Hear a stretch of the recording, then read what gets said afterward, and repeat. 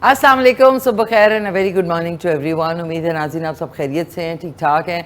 जैसे कि मैंने कल जो है 2 मुहर्रम अल हराम थी, तो ये मैंने कहा था कि अगले 10 दिन तक हम अपनी जो शो की एक तरीक़ाकार होता है शुरू करने का, उसको ज़रा बदलेंगे, क्योंकि ये प्यारा महीना जो है इसमें बहुत ज़्यादा म्यूज़िक और हल्ला गुल्ला और बहुत ज़्यादा क्या कहेंगे शोख व चंचल किस्म की जो एक शुरुआत है, उससे ज़ाहिर है करना पड़ता है, क्योंकि हम सब के लिए ये महीना गम का महीना है और इतने अफसोस का महीना है। तो इसलिए आप लोग सोचे होंगे कि चेंज हो गया, लेकिन इंशाल्लाह जो है आगे आने वाले दिनों में जो है जिस तरह शो होता है उसी तरह हुआ करेगा।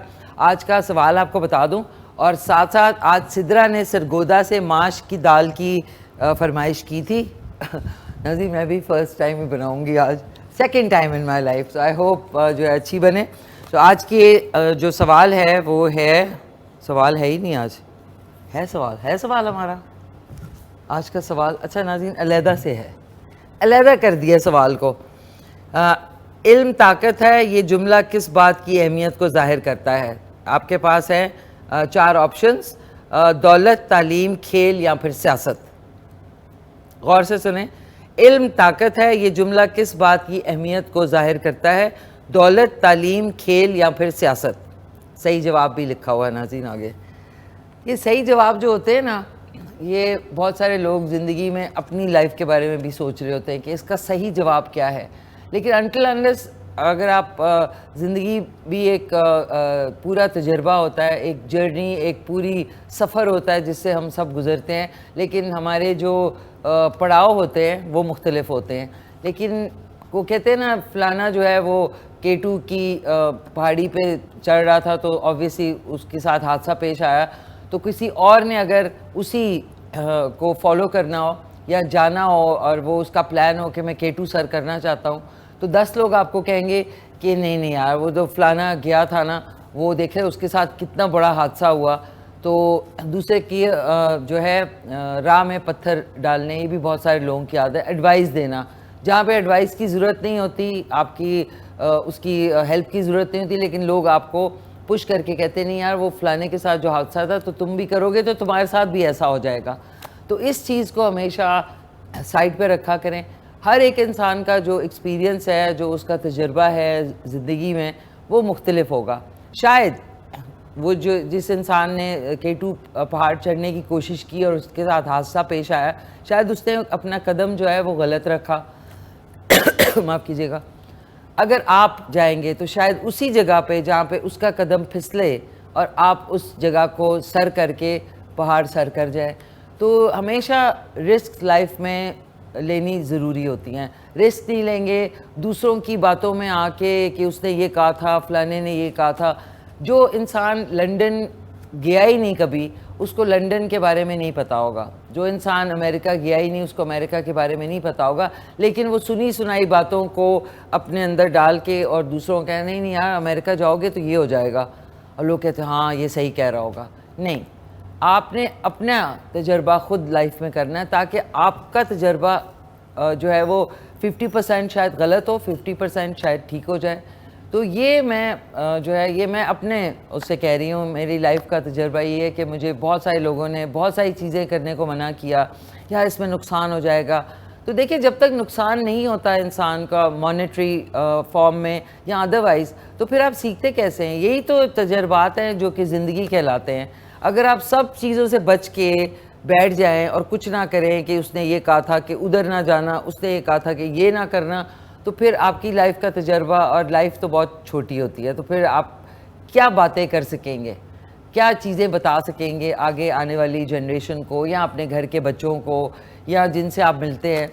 क्योंकि जब तक गलती नहीं करता इंसान तब तक सीखता नहीं है। हाँ, ये बात है कि एक गलती अगर आप 3 से ज़्यादा मरतबा कर लें तो वो आपकी बेवकूफ़ी होगी। सो हमेशा जो है मुझे लगता है कि इंसान को ख़ुद से एक्सपेरिमेंट ज़रूर लाइफ के बारे में करना चाहिए, क्योंकि ज़िंदगी बड़ी ज़बरदस्त है। और एक और चीज़ कि हम लोग हमेशा पास्ट में रहते हैं, या हम पास्ट की बातें सोच सोच के अपने आप को जो मोमेंट होता है उसमें टेंस कर देते हैं, या हम फ्यूचर के बारे में सोचते हैं, या हमें घर बनाना है, अब हमें वो वाली गाड़ी लेनी है, अब फलाना करना है। तो जो अभी, जिस तरह मैं आपके साथ अभी मुखातिब हूँ, ये अभी का लम्हा है, इस लम्हे में हम बातचीत कर रहे हैं। अब 1 घंटे बाद ये लम्हा जो है पास में चला जाएगा। तो अगर मुझसे इसमें छोटी गलती होगी और मैं उसी के बारे में सोचती रहूँ, तो आने वाला जो मैं गाड़ी में बैठ के कुछ और काम करने जाऊँगी वो ख़राब होगा। आपने अच्छे अच्छे कपड़े रखे होते हैं अंदर संभाल के प्लास्टिक में लेकिन इंसान जब चला जाता है आजकल पता भी नहीं चलता, तो वो कपड़े वैसे के वैसे प्लास्टिक में पड़े रहेंगे। लेकिन आप जो है वो ऊपर चले जाएंगे, आपके ड्रॉ में क्या पड़ा हुआ है, आपके ज्वेलरी आपने किस लॉकर में रखी हुई है, आपकी ज़मीन के कागजात, आपका घर, ये सारा कुछ रह जाना है पीछे। पीछे इसके ऊपर लड़ाइयाँ होनी हैं। तो आज के मोमेंट को एंजॉय किया करें, अच्छे कपड़े हमेशा पहने, अच्छे बर्तनों में खाएं। वो अलमारियों में आपने बड़े बड़े ताले लगाए हुए होते हैं कि जी बर्तन जब कोई मेहमान आएगा तो निकलेंगे। तो अगर 6 महीने तक आपके घर कोई मेहमान नहीं आता, दैट मीन्स कि आपने वो बर्तन जो है संभाल के रखने हैं, ख़ुद आपने प्लास्टिक की प्लेट्स में खाना है, या उल्टे सीधे जो रंग बिरंगी बर्तन हमने रखे हुए होते हैं उसमें। नहीं यार, वो जो है वो जब मेहमान आएंगे उनके लिए। बच्चों से कुछ टूट जाता है तो आप उनको मारना शुरू कर देते हैं। चीज़ टूटी हुई दोबारा ख़रीदी जा सकती है, इंसान जब चला जाए तो उसको वापस नहीं लाया जा सकता। लेकिन अनफॉर्चुनेटली बदकिस्मती से हमारी जो सोसाइटी है उसमें ये चीज़, या पास्ट में रहते हैं या फ्यूचर का सोचते हैं, प्रेजेंट। लेकिन गोरे जो हैं वो प्रेजेंट में रहते हैं। वो पूरा साल काम करके एक बेस्ट जगह पे जाएंगे, बेस्ट होटल में ठहरेंगे, बेस्ट खर्चा करेंगे, सारे पैसे ज़ीरो करके वो एक्सपीरियंस करके वापस जाके मेहनत करना शुरू कर देंगे। हम लोग क्या करेंगे? घर बनाना है, घर ख़रीदना है, गाड़ी ख़रीदनी है। उसके बाद कल मैंने एक इंसिडेंट देखा जिसमें आपने देखा होगा, एक रील है जिसमें घर के बाहर कुछ आदमी निकलते हैं, 2 ख़वातीन हैं, और वो उन ख़वातीन को मारना शुरू कर देते हैं। आपको पता है कि वो 2 ख़वातीन को जो मार रहा था आदमी, वो उनका भाई था, सगा भाई था। और प्रॉपर्टी के ऊपर, तनाज़े के ऊपर ये सारा लड़ाई झगड़ा और मारपीट जो है वो हो रही थी। उनकी अम्मी जो है वो सारी प्रॉपर्टी उनके नाम है, वो बिस्तर पे हैं और वो चल फिर नहीं सकती हैं। तो ये सारे बहन भाइयों में आपस में जो मुक्का घुसुना चल रहा था ना, और आप जो ज़दों को देख रहे थे, वो सगे बहन भाई थे। तो प्लीज़, हजूर पाक सल्लल्लाहु अलैहि वसल्लम ने फरमाया था कि जायदादें और इस तरह की जो पैसे हैं वो ना बनाओ, इससे रिश्तों में तफरुकात पैदा होंगे, यानी आपस में दुश्मनियाँ पैदा होंगी। और वही हो रहा है। बेटे ने बाप को कत्ल कर दिया। आप सोचें, बेटे ने बाप को कत्ल कर दिया किस वजह से? कि जी उसने उनको पूछ लिया था कि तुम गलत कंपनी में क्यों बैठते हो। और हाफिज़ कुरान था वो बच्चा, और अपने बाप का जनाजा उसने पढ़ाया और ख़ुद ही उसने उसको गोली मार दी। तो आप देखिए कि हमारी सोसाइटी में कितना रिश्तों के हवाले से कितना नेगेटिविटी है कि बेटे जो है बाप को मार रहे हैं, जायदाद के पीछे चपेड़े मार रहे हैं, माँ जो है वो अंदर है, बहन भाई आपस में लड़ रहे हैं, और आप, ये हमारे सामने हो रहा है। और आप लोग कहते हैं कि बच्चे बच्चे बच्चे, तो उनको जगह पे रखा करें, और अपने जो पैसे हैं ना वो तब तक अपने पास रखें जब तक आपकी ज़िंदगी है। उसके बाद उसके बीच में सबके नाम कर दें, ताकि ये बाद में मुक्का घुसुन्नी जो है ना ये ना हो। तो एक हमारे साथ कॉलर हैं, सवाल आपको मैंने बता दिया। हेलो, अस्सलाम वालेकुम। वालेकुम सलाम, कैसे हैं मिशी? माशाल्लाह, आपने प्रोग्राम का स्टार्ट बहुत अच्छी बात से किया, शुक्रिया जी। और बड़ी समझ वाली बात है, और ये समझ में जिसे आ जाए तो बस बहुत बड़ी बात है। शुक्रिया। तो बहुत कुछ अच्छा हो जाएगा। तो जी बिल्कुल। कैसी हैं आप? सॉरी, अपना नाम? शाहीन फ्रॉम रावल सरगोदा, सॉरी जी। शाहीन, कैसी हैं आप? सब खैरियत है? जी जी बिल्कुल ठीक। सवाल का जवाब मैंने देना है दौलत। दौलत? दौलत है, ओके। 4 ऑप्शन है, दौलत, तालीम, खेल और सियासत। ठीक है, ठीक है। और दूसरे ये कि क्या नाम है, मैंने ये कहना था कि जिस तरह आप माहिरीन को लेकर आते हैं मेहमानों में, और मैं चाह रही हूँ कि एक ऐसा भी हो कि हमें पता चले कि कौन से डॉक्टर्स के बारे में हम जब मालूमात ले रहे होते हैं ना, तो हमें पता नहीं चलता, और हम मुख्तलिफ डॉक्टर्स के जाते रहते हैं, और बाज़ दफ़ा बीमारी बढ़ जाती है, और बाज़ दफ़ा बंदा ही दुनिया से चला जाता है, और बाद में हमें पता चलता है कि ये नज़दीक ही तो इस चीज़ के अच्छे डॉक्टर थे। तो ये मालूमात हासिल करने के लिए हमने कई दफ़ा गूगल और ये चीज़ें भी यूज़ की है, लेकिन नहीं पता चला जी। तो इसके बारे में कुछ मैं चाह रही थी कि हमें टाइम से अच्छे डॉक्टर, अच्छे मौलिद का पता चले, तो वो कोई या तो आप हमें गाहे बगाहे बताएं, या कि भी फलां डॉक्टर जैसे गुर्दों के अमराज के लिए, जैसे दिल के अमराज के लिए, या जो और भी हैं इस तरह से फालिज वगैरह के लिए फौरी तौर पे हम अपने डॉक्टर के गए और उन्होंने ट्रीटमेंट की, लेकिन उसके बाद आगे से कुछ भी नहीं। जो महंगी महंगी दवाइयाँ हम देते रहे, लेकिन वो नहीं हुआ फिर। अच्छा, मतलब आप कह रही हैं स्पेसिफिक बीमारियां जो है उनके लिए जो है डॉक्टर की वो होनी चाहिए, रसाई होनी चाहिए हमारे शो में। चाहिए हम कोई, हमारे पास हमें पता हो कि हम हमारे करीब तरीन कौन से मतलब हैं, हम वहाँ जा सकते हैं। ठीक है, ठीक है, इंशाल्लाह। अभी मुहर्रम उल हराम है, अभी इसमें देखिए डॉक्टर्स का भी एक सेशन इंशाल्लाह ज़रूर करेंगे। हाँ, ये एक होना चाहिए। या और दूसरे मैंने आपसे एक फरमाइश की थी गेस्ट हाउस की टीम की, उनसे मुलाकात कराने का। टीम से मुलाकात करनी है? हाँ, गेस्ट हाउस की टीम से मैंने कहा था ना आपको। अच्छा, सॉरी, गेस्ट हाउस की टीम से। जी जी, कोशिश होगी इंशाल्लाह, उनको ज़रूर बुलाएंगे। ये मुहर्रम के दिन थोड़े से आगे चले जाएं तो फिर इंशाल्लाह उनको ज़रूर बुलाएंगे। ठीक है ना? Thank you. यही बस आपसे ये बात। थैंक यू, बहुत बहुत शुक्रिया आपका शाहीन कॉल करने का। प्यारी सी शाहीन की हमारी कॉल थी। नाज़रीन, यही अभी जो बात कर रही थी, पाकिस्तान जो है वो दुनिया में इस वक्त नंबर 1 पे चला गया है डायबिटीज़ में। यानी शुगर का बेदरेग इस्तेमाल हमारे हो रहा है, चाहे वो मिल्क शेक्स हैं। भाई, आम का अपना मीठा भी होता है, आप उसमें 6 चम्मच जो है वो सफ़ेद चीनी के, या इवन जो शक्कर है उसके अंदर भी मीठा होता है, उसमें आप वो डालते हैं, फिर उसमें दूध डालते हैं। बच्चों को आप जितनी ये जो कोला ड्रिंक्स हैं, उसके बाद ये चिप्स हैं, इन सब में शुगर है। तो सोचे पाकिस्तान का डायबिटीज़ में नंबर 1 पे पूरी दुनिया में पहुंच गया है।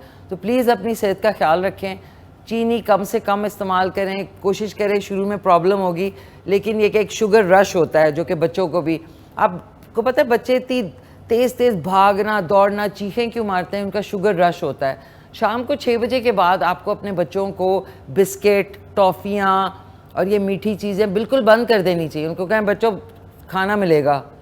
अब वो बच्चे जो है आप उन्हें सुपर मार्केट्स में ले जाते हैं साथ, आप जब ग्रोसरीज करने जाएं प्लीज़ बच्चों को यहाँ कहा करें, किसी कोई बड़ा बैठा हो गाड़ी में कि बेटा बैठो हम 10 मिनट में आ रहे हैं, या फिर आप उनको घर पे छोड़ें और यहाँ अपने अम्मी अब्बा के साथ छोड़ें और आप उनको ले जाते हैं। ट्रॉलीज़ भरी हुई होती हैं, मैं जब भी जाती हूँ, बिस्किट, टॉफ़ियाँ, ये छोटी छोटी जेलीज़, मतलब क्या नहीं होता उसके अंदर। तो वो बच्चे सारा दिन खाते हैं, तभी तो वो रात को सोते नहीं है, क्योंकि उनका शुगर रश जो है वो ख़त्म ही नहीं होता। तो आपने 6 बजे के बाद अपने बच्चों को मत दिया करें कैंडीज़ या बिस्किट या आइसक्रीम या कोला ड्रिंक्स, बिकॉज फिर तो वो रात के 12 बजे तक या 1 बजे तक सोएंगे ही नहीं। याद रखें, ये आपको मैंने टिप बताई है, tip to keep the children under your control. So नाज़रीन, आज का ड्रेस जो है वो, ये मेरी shirt one of my favourite है। ये 1999 में मैंने बनवाई थी, मम्मी ने एक्चुअली बनवाई थी। ये देखें, ये कलियों वाली है, कलियों का चमन। ये देखें, इसमें यहाँ से कलियाँ हैं, कलियाँ कलियाँ हैं, जो कि आपका नया स्टाइल है। सिर्फ ये बहुत ज़्यादा लंबी नहीं है, बट इसका जो कपड़ा है ना बड़ा खूबसूरत जो है मुलायम वाला जॉर्जेट है। सो आज जो है नज़ीर, आज क्या बन रहा था, आज फालसे का शरबत हम बनाएंगे। गर्मी सख्त है और साथ में सिद्रा ने सरगोदा से माश की दाल की फरमाइश की थी। आज माश की दाल बनेगी, थोड़ी सी मुझे टेंशन है, बट आ जाते हैं इधर अब अपने कुकिंग सेगमेंट की तरफ। और एक कॉलर भी हैं। हेलो, अस्सलाम वालेकुम। अस्सलाम वालेकुम बशी खान। वालेकुम सलाम, कौन बोल रहे हैं? शमशेर सवाती मिंगोरा। शमशेर साहब फ्रॉम मिंगोरा, कैसे हैं शमशेर, खैरियत से हैं आप? भेंडी वाला। कौन से वाले? भेंडी वाला। भेंडी वाला, भेंडी। और जो खैरियत, मैंने बहुत शुक्र अब्दुल्ला बनाई थी भिंडी आपके लिए। जी जी जी जी, बड़ी मेहरबानी, शुक्रिया। उसी तरह उन्होंने बनाई है वाइफ ने। अच्छा, एक फरमाइश है जी जी, बहुत वाइफ की तरफ से जी कि जी, आप थोड़ा पश्तो सीखे तो इनके साथ बात हो जाए। वो उर्दू नहीं जानती, आप पश्तो थोड़ा थोड़ा तो जानती होगी। नहीं, वो मेरे साथ एक बहुत बड़ा इशू है, मेरे से लैंग्वेजेस नहीं सीखी जाती, वरना मैं दुबई में थोड़ी बहुत तो अरबी बोल लेती, लेकिन हम लोग भी रहे वहाँ पे, वाइफ के साथ रही है। एयरलाइन में हम आते रहे जाते रहे, इमाराती एयरलाइन में हम ज्यादा जाते रहे। जी तो जी, पश्तो बोलते हैं, नहीं जो एयर होस्टेस है ना, वो तो पश्तो इनके साथ बोलती थी। वो फिर ये पश्तो में भी स्पीकिंग जाते होंगी रहे। ना, वो पेशावर से क्रू होगा पश्तो नहीं, स्पीकिंग हम क्रू। तो इस्लामाबाद से जाते हैं। नहीं तो फिर वो पठान उनको आती होगी ना हम पश्तो। तो वाइफ जो है 8 साल कतर में रही है और 6 साल रियाज में अच्छा मेरे साथ जी। अच्छा। तो फर्स्ट तो बोलते रहते आप यार, लैब में भी थोड़ा नहीं सीखा, क्या बात है। उसमें तो वो तो इंटरनेशनल एयरलाइन थी, उसमें तो पश्तो नहीं, उसमें अरबी का था, लेकिन क्योंकि मैं language speaker, Urdu language speaker थी, तो इसलिए सीखने का कभी वो हुआ नहीं। वो ऐसी वाइफ पूछती थी पश्तो जानते हो, तख्तो पढ़ेगी, तो आगे से बोलती थी हाँ जी हाँ जी हाँ, बोले क्या चाहिए। तो अक्सर हम लोग फर्स्ट क्लास में आते थे, तो फर्स्ट उनके क्लास साथ में बात जाते होती थे आप? रहती। जी जी। अच्छा, वो पाकिस्तान से बिजनेस क्लास खाली जाती है? अभी तो ये बहुत पुरानी बात है ना, ये तो मैं आपको बताऊं कि 82 की बात है। कब की बात है? 82 में वाइफ गई थी, तो उस टाइम की बात है। और फिर अभी 1986 में, 86 की बात कर रहे हैं? 82 में नहीं 87 में 78 में 78 में 28 में 78 78 में तो एमिरेट्स एयरलाइन थी ही नहीं, वो तो 85 में बनी है। ये उधर थे। उसके बाद फिर हम इतिहाद में पहली दफा में आया था तकरीबन कोई 85 में। सर इतिहाद एयरलाइन जो है ना वो 2005 में बनी थी। शमशेर साहब मुझे टेंशन होगी, मैंने कहा 1985 में एमिरेट्स एयरलाइन बनी थी, जिसको PIA ने बनाया था। PIA का जो जहाज़ है उन्होंने लिया था, और फर्स्ट फ्लाइट जो थी वो दुबई, कराची दुबई थी, क्योंकि उस वक़्त मेरे भाई दावर भाईजान जो थे वो एमिरेट्स का जो कराची का ऑफिस था उसमें थे। सो इसी से मुझे याद है। अस्सलाम वालेकुम मामा, क्या हाल है आपके? ठीक ठाक है, खैरियत से हैं? दावर भाईजान, बावर भाईजान को मेरा ख़ास सलाम। मम्मी और राबिया देख रहे हैं शो। और नाज़रीन ये देखें, इसके ऊपर इतने स्टिकर्स लगे हुए हैं, इसके अंदर बनेगा फालसा, फालसे का शरबत। ये तो मेरे जितना बड़ा है। ओके, इसमें मैं फालसे डाल रही हूँ सिर्फ। अभी हमने इसमें बिस्मिल्लाह फासले कह रही हूँ, फालसे डाल दिए। आपने कोई आधा किलो दो पाव आधा किलो होता है, उसके बराबर आपने फालसे, बड़े मज़े के आए हैं। ये मैंने अभी इसमें डाल दिए हैं। अभी हम आते हैं इसकी तरफ, जो सिद्रा ने सरगोदा से फरमाइश की थी, माश की दाल। माश की दाल को आप प्रेशर कुकर में या उबाल के इस तरीके से धो के उबाल के आप रख लें, मतलब पहले से पका के रख लें, ठीक है। उसके बाद इसके तड़के में लगेगा प्याज, कुछ लोग टमाटर डालते हैं, कुछ लोग टमाटर नहीं डालते, मैं टमाटर डालूंगी, और अगर आपने टमाटर नहीं डालना तो आप स्किप कर जाएं। लहसुन अदरक कुटा हुआ है 2 टेबलस्पून। इसमें जाएगी हल्दी पाउडर 1 टीस्पून, आधा टीस्पून धनिया पाउडर, ज़ीरा पाउडर, 1 टीस्पून लाल मिर्च पाउडर, कुटी हुई लाल मिर्च, हस्बे ज़ायका नमक और साबुत सफ़ेद ज़ीरा, हरी मिर्चें और हरा धनिया। इसका पहले हम मज़ेदार सा मसाला बनाएंगे। और ये दाल का पानी है जिसमें ये उबली है, ये हमने साथ रखना है, ताकि कुछ लोग बिल्कुल खड़ी खड़ी दाल पसंद करते हैं माश की, कुछ ज़रा थोड़ी सी ग्रेवी वाली। मुझे ग्रेवी वाली पसंद है। आप जो है बेशक पानी खुश्क कर लें, यहाँ उसमें पानी जो उसका है ना उसको बिल्कुल। ये क्या हो गया, बहुत ही मुश्किलात का शिकार है। एक सेकेंड नाज़रीन, बिस्मिल्लाहिर्रहमानिर्रहीम। वाह, ये भी अपने तरीके हैं ना। अच्छा, इसमें हमने अभी फ़िलहाल 1 कप बिस्मिल्लाहिर्रहमानिर्रहीम डालेंगे ऑयल। आप बनास्पति या देसी घी जो आप यूज़ करते हैं, जो आप अफोर्ड कर सकते हैं, वो आप डालें। ये इसमें डाला। अभी हमने इसमें प्याज की कटिंग करेंगे। प्याज को हमने बारीक नहीं, नॉर्मल हमने चॉप करके डालना है। एक कॉलर भी है साथ, 05180945119। ओह वाह, इतने पतले पतले प्यारे प्यारे, इससे दाग नहीं पड़ेंगे। हेलो, अस्सलाम वालेकुम। चॉपर के लिए क्या हुआ? चॉपर को यहाँ से स्टार्ट होगा? अच्छा सॉरी, मैं भूल गई नाज़रीन, वी हैव अ चॉपर। इसमें प्याज चॉप होगा। वो कहते हैं ना, आदत से मजबूर है ना इंसान। अब आदत ये है कि हम छुरी से काम करते हैं। अब ये जो गैजेट्स हैं ये अब नए आ गए हैं, हर चीज़ का गैजेट है। ये लहसुन अदरक का अलहदा है, चॉपिंग का अलहदा है, बीटिंग का अलहदा है, तो पूरा किचन जो है वो माशाल्लाह भरा होता है। इसमें मैंने 2 अदद प्याज जो है ना उसको बारीक चॉप ही कर लेंगे। नहीं, इसके अंदर बारीक चॉप नहीं करने, इस वाले में। इसमें हमने वो जो हमारा स्टैंडर्ड तरीका है ना काटने का, इसमें वो वाला कटिंग होगी, क्योंकि ये माश की दाल है। इसमें ज़रा खिले खिले प्याज नहीं होते जो कि ब्राउन होंगे, तो जिस तरह एक बेसिक कटिंग है वो। हेलो, अस्सलाम वालेकुम, माफ़ कीजिएगा। अस्सलाम वालेकुम, कैसी है मिशी, आप ठीक है? मैं ठीक ठाक। कौन बोल रही हैं? ज़ायदा, रावलपिंडी से। जायदा फ्रॉम रावलपिंडी। कैसी हैं जायदा, आप खैरियत से हैं? ठीक ठाक जी, आप कैसी हैं? आप बहुत अच्छी लग रही हैं, आपका ड्रेस बहुत प्यारा है, बहुत। थैंक यू सो मच, बहुत बहुत शुक्रिया, थैंक्स अ लॉट। सो जायदा जी ठीक है। पहली दफ़ा कॉल कर रही हैं? नहीं, कल भी मैंने कॉल की थी। अच्छा, कल भी कॉल की थी, वाह। वो जो मैंने आपसे कहा था केरी का शरबत। कैरी का शरबत, अच्छा मैंने ना गलत सुन लिया, फिर मैं फालसे का शरबत बना रही हूँ आज, सॉरी। नहीं कल जी, कैरी का जी, बना मैं वो देते हैं। केरी वाली हूँ। कौन सी वाली? केरी वाली हूँ कैरी वाली हो? जी, जो मैंने आपसे बोला था ना शरबत केरी का बता दे, मैं वही हूँ ज़ायदा।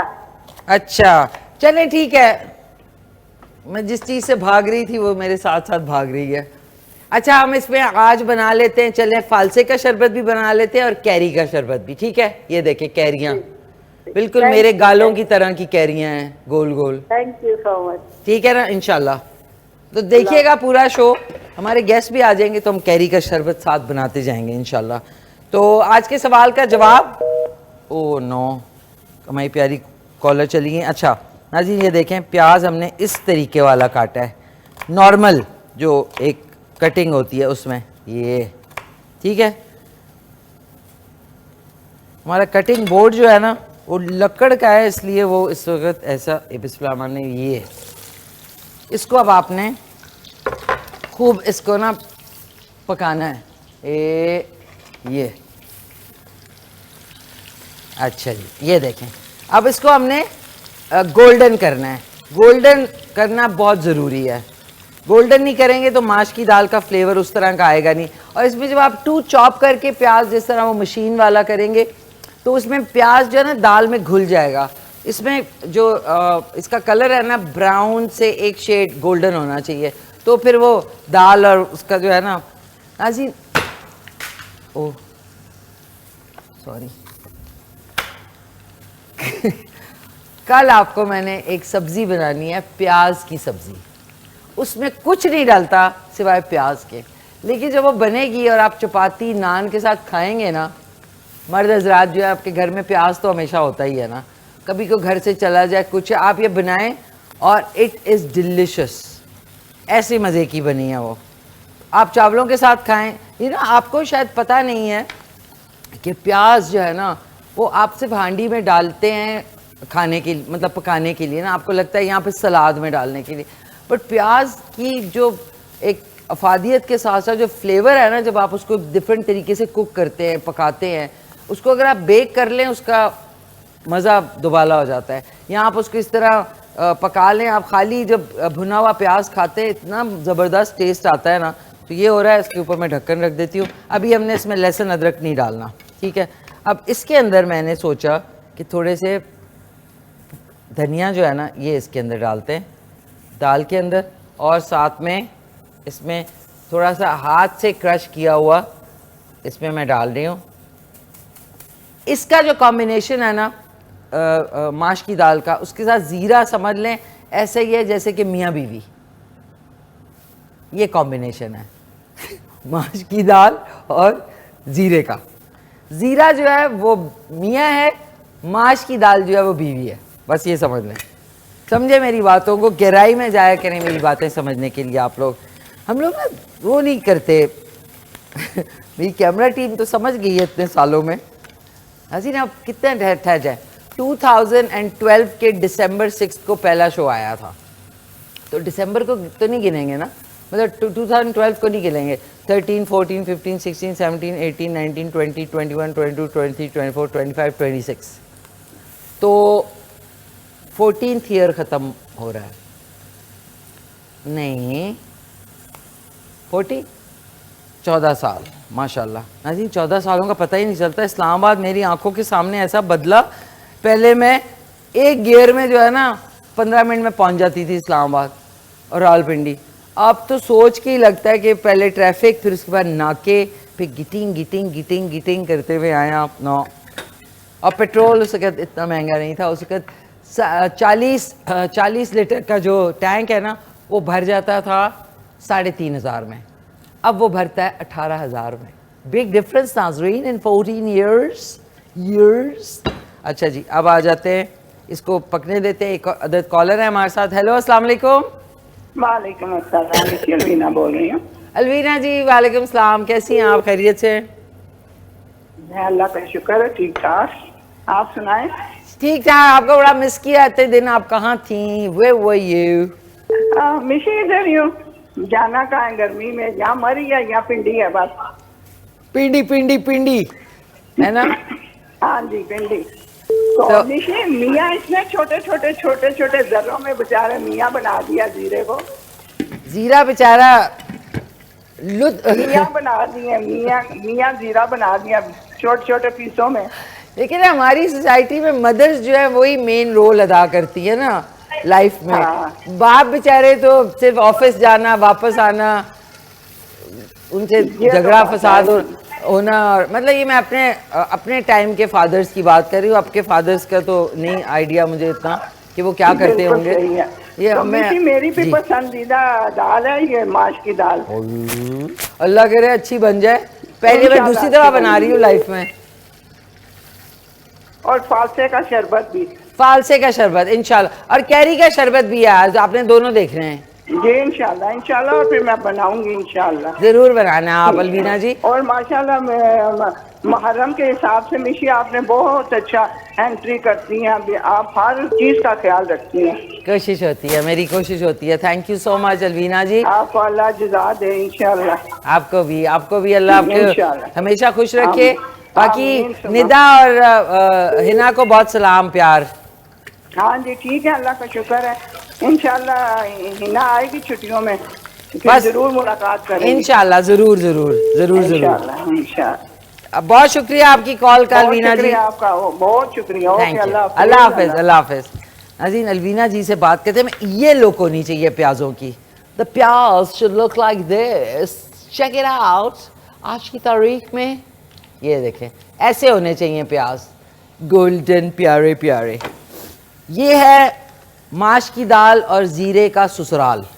अब हम मियाँ बीवी को ससुराल में डाल रहे हैं।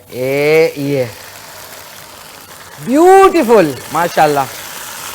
ठीक है, अब आपने इसमें डाला, आपने प्याज को ना प्यारा सा गोल्डन ऐसा खुशबू आने लगे ना, तो आपने दाल और साथ में हरा धनिया मैंने इसमें शामिल किया था। एक दाल का दाना डालूंगी नाज़रीन, नोज़ आया ये ठीक है।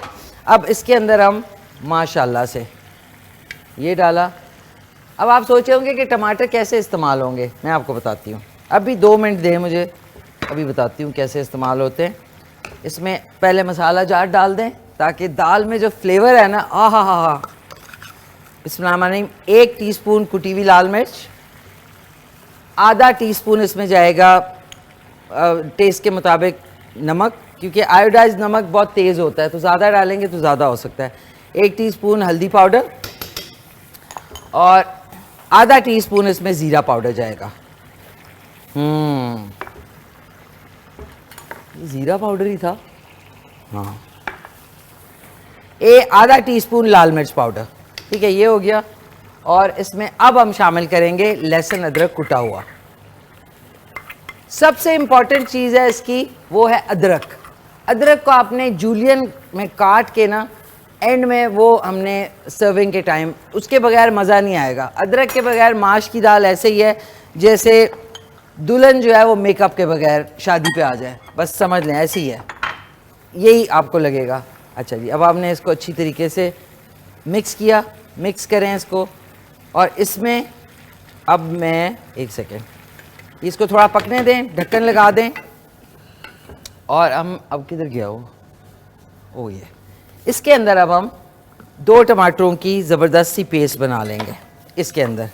ये आजकल बड़ा आसानी से आपको बेसिकली डॉलर शॉप्स के पास भी बहुत है, जो प्लास्टिक वाले लोग हैं उनके पास भी है, ऑनलाइन भी मिल जाता है। ये चॉपर जो है ये इसमें बिजली की भी ज़रूरत नहीं है, आपने आराम से ऐसे किया, इसको ऊपर से इस तरह फिक्स किया एंड इस तरह करेंगे।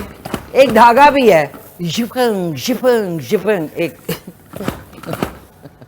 ठीक है, मुझे वो नहीं पसंद, शिकी, मुझे ये वाला ज़्यादा पसंद है। ये अच्छी तरह थोड़ा सा इसमें पानी ऐड कर लें ताकि उसकी जो कंसिस्टेंसी है वो भी सही रहे। एक कॉलर भी है साथ में। हेलो, अस्सलाम वालेकुम।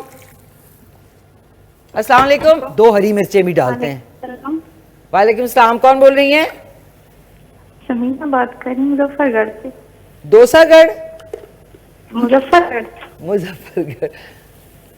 नाम क्या था आपका? समीना। समीना, क्या हाल चाल है आपके? ठीक, आप सुनाएं, आप ठीक हैं? शुक्र अल्हम्दुलिल्लाह Sameena, thank you so much. Muzaffargarh से क्या कहना चाहेंगी? आपका पोस्ट है और हम रोज देखते हैं और हम आपके बहुत बड़े फैन हैं। थैंक यू यार, बहुत बहुत शुक्रिया आपका, थैंक्स अ लॉट। तो ये कि कुछ ट्राई किया, बनाया कुछ? जी बनाते हैं, उसमें से आप डिशेस बनाते हैं। Thank you. तो आज आप क्या बना रही हैं भाई? आज जुमे का दिन है माशाल्लाह से। आज हम बिरयानी बना रहे हैं। बिरयानी? हाय हाय हाय हाय, क्या बात है भाई, माशाल्लाह बिरयानी पक रही है। सो क्या कहते हैं, आज के सवाल का जवाब देंगी? पहले हमारी फरमाइश सुन लें। सुनाएं अपनी फरमाइश, प्लीज सुनाएं। हमें ना चेरी शरबत और सूप बनाना। कौन सा शरबत? चेरी का शरबत। चेरी का शरबत? जी। कैरी मतलब वो आम वाली कैरी की बात कर रही है ना? चेरी नहीं, चेरी। चेरी का शरबत। तो गुलदार पे तो गिर गए होंगे इस वक्त। एक डब्बे की इतना सा जूस बनेगा। ठह जाए। समीना, मुजफ्फरगढ़? जी। मुजफ्फरगढ़। सूप भी बनाना सिखा दें। सूप भी? अच्छा जी, सूप। जी। वेजिटेबल सूप बनाएंगे जो कि आप पूरा साल पी सकते हैं। सूप, वेज, हाँ। और साथ में आप चेरी शरबत। ठीक है, अगले हफ्ते इंशाल्लाह चेरी शरबत, ठीक है ना? Oh, thank you so much Samina, बहुत शुक्रिया। अच्छा, शो में एक सेकंड के लिए खामोशी हो ना, कितना वियर्ड लगता है ना। वो ऐसा भी नहीं कि इंसान डंग डंग डंग बोलता है। ओह नो, आज का दिन। अच्छा जी, अब आप देखें, ये मसाला होना चाहिए, ये देखें इस टाइप का मसाला होना चाहिए। हरी मिर्चें, हरा धनिया और इसमें टमाटर, ये देखें ऐसा मसाला। अब हमने इसको बिस्मिल्लाहिर्रहमानिर्रहीम इसी दाल में इस तरह शामिल कर दिया और अच्छी तरह सारा जो आपका मिक्सचर है ना, वो आपने ग्लव्स पहन लें तो इजी होगा, आपके हाथ पे मिर्चें नहीं लगेंगी। ये, और अब इसमें 1-2 खड़ी मिर्चें भी डाल देते हैं, ठीक है? ये डाला और इसको थोड़ा सा भूनेंगे। अच्छा, इसको भूनने के बाद इसमें जो दाल का जो पानी है वो हमने शामिल करना है और उसके बाद इसको हल्की आंच पे पकने के लिए रख देंगे। और जैसे ही थोड़ा सा पानी खुश्क होगा, एक पकने वाली खुशबू, घी ऊपर आ जाएगा, आप इसे सर्व करें चपाती, नान या पराठे के साथ, चावलों के साथ भी खा सकते हैं आप। एक छोटा सा वक्फा है, वक्फे के बाद वापस आएंगे तो फालसे का और जो कैरी का शरबत है वो भी आप बनाएं, क्योंकि गर्मी बहुत है और कैरियाँ इस वक्त ज़बरदस्त आई हुई हैं। तो एक छोटा ब्रेक है, छोटा सा टाइनी सा ब्रेक है, कहीं मत जाइएगा।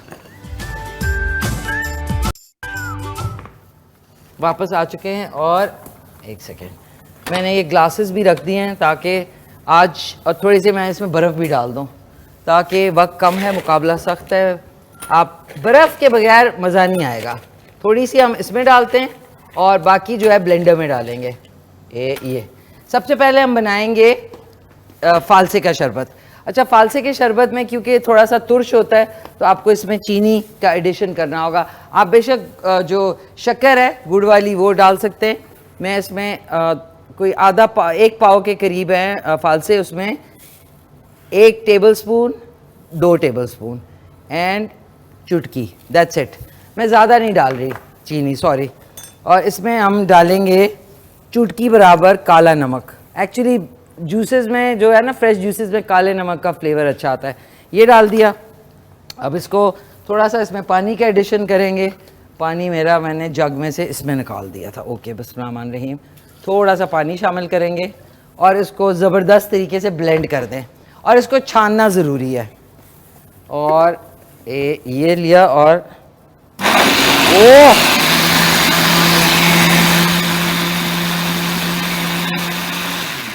अभी ये बहुत थिक है, ठीक है। तो इसमें एटलीस्ट 4 से 6 ग्लास आराम से बन जाएंगे। तो हमने और अपना मिनरल वाटर लिया और इतना।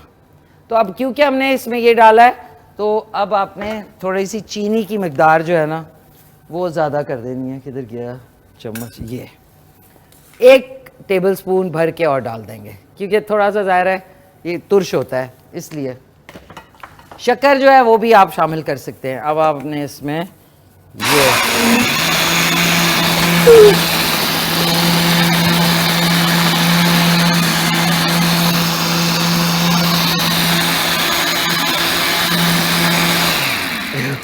ये तो टैंक चल रहा है पूरा। This is not a blender, it's a tank. अच्छा, इसको हम इधर करते हैं और कैरियाँ इधर काट के रख ली हैं मैंने। हम इसको जग में स्ट्रेन करेंगे। अब स्ट्रेन मतलब छलनी। अच्छा जी, अब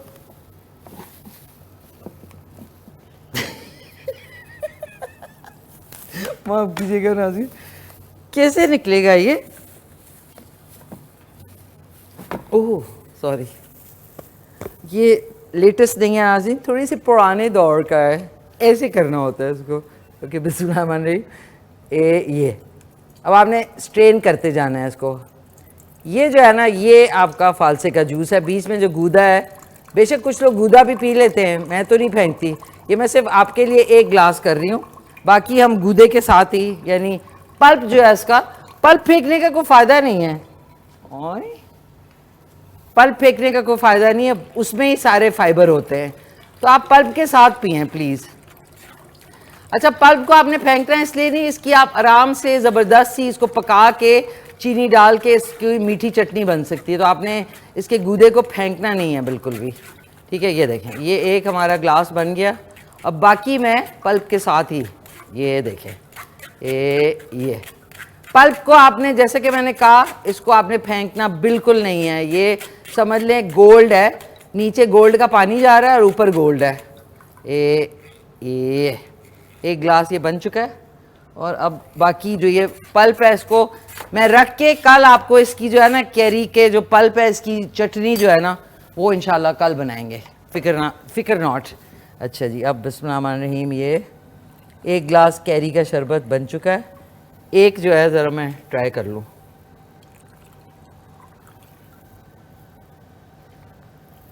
ओह माय गॉड नाज़रीन, मुझे सबसे ज़्यादा ज़रूरत है इस वक्त कैरू। परफेक्ट बना है। काला नमक अगर आपने और ऐड करना है तो वो आप कर लें। अब किधर गया ब्लेंडर? जग है नाज़रीन, इसको हम ये इसके अंदर डाल देंगे, जग के अंदर। ये लें, ये जग में 1 हो गया, ठीक है। इसको हम वॉश कर लेते हैं और इसी के अंदर कैरी का शरबत 5 मिनट में इंशाल्लाह बन जाएगा। जो दाने हैं ना, वो थोड़ी देर के बाद जब आप करेंगे ना, इसको पोर करेंगे जग में, तो वो जो गिटलियाँ हैं ना, वो सारी बेस पे आ जाएंगी। तो इसके अंदर कोई गिटली नहीं गई है। तो ये हमारा फालसे का शरबत हो गया। ये आप देख लें, ये फालसे का शरबत है। ये इधर रख लेते हैं और अब जग को वापस रखेंगे और इसके अंदर कैरियाँ जो काट के रखी हैं ना, बिस्मिल्लाहिर्रहमानिर्रहीम, ये इसी में हमने कैरियाँ डाल दी।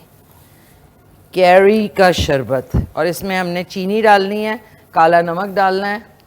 इसमें भी कोई 3 टेबलस्पून, ओके 2, क्योंकि खट्टी होती है। और ये शामिल किया।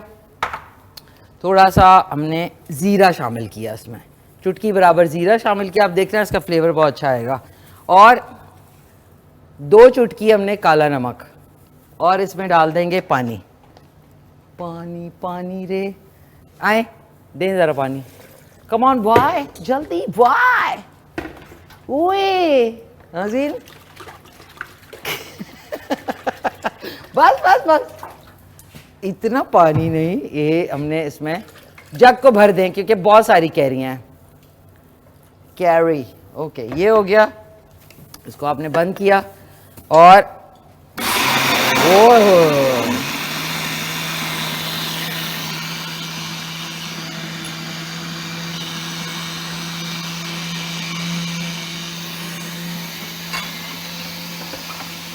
इसमें अभी बताती हूँ क्या करते हैं। परफेक्ट, वाह, अच्छा जी। अब हमने क्या करना है, इसको थोड़ा सा हिला लें, थोड़ी जो झाग है ये बैठ जाएगी। अब आपने थोड़ा सा वही चम्मच वापस नहीं डालना आपने, बिस्मिल्लाह। ओ माय गॉड, जीरे का जो टेस्ट है ना, वाह क्या बात है भाई।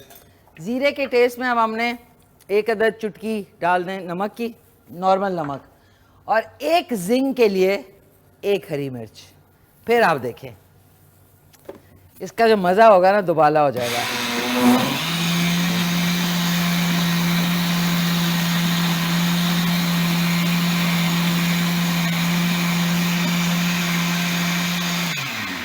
परफेक्टो। बर्फ डालें आप इसमें, ये देखें, बर्फ बर्फ और बर्फ, ठीक है। अब हमने इसको झाग थोड़ी सी आपने बेशक ऊपर से उतार लें, डजेंट मैटर, क्योंकि अभी मेरे पास टाइम नहीं है। अभी मैं इसकी झाग जो है ना, कहते हैं ना फलाना ढमके, उसकी तो मैंने ऐसी सुनाई उसको कि इसकी झाग बैठ गई। अच्छा जी, झाग हम इसकी बिठा रहे हैं, ये झाग बैठ चुकी है नाज़िम, ठीक है। अब हमने इसको पोर कर लें आप ग्लास में। ये पकड़े सर, हाँ, बिस्मिल्लाहिर्रहमानिर्रहीम, परफेक्ट, वाह, ये देखें कैरी का शरबत रेडी है, ये देखें। और अब मैं इसको किसी, ये देखें कैरी का शरबत हो गया और साथ में फालसे का हो गया, और ये देख लें साथ में फालसे का। कुछ और ग्लास अभी ला के इसको और ज़्यादा वो करेंगे। ये किस में ट्राई करूं नाज़रीन, हमारे पास, एक second, we have more glasses, okay, इसको पी लेती हूँ पूरा नाज़रीन।